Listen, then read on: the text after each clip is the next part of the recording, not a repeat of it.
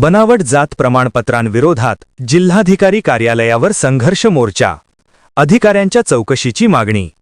अनुसूचित जाती एससी आरक्षण बचाव जनआंदोलन समितीच्या वतीने बनावट जात प्रमाणपत्रांच्या विरोधात जिल्हाधिकारी कार्यालयावर संघर्ष मोर्चा काढण्यात आला. बिंदू चौक येथून या मोर्चाची सुरुवात झाली असून जिल्हाधिकारी कार्यालयासमोर त्याचे सभेत रूपांतर झाले.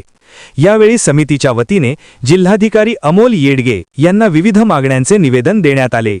निवेदनात अधिकाराचा गैरवापर करून खोटे अनुसूचित जातीचे दाखले देणाऱ्या अधिकाऱ्यांची खातेनिहाय चौकशी करून त्यांना तात्काळ निलंबित करावे, तसेच त्यांच्या संपत्तीची चौकशी करावी अशी मागणी करण्यात आली.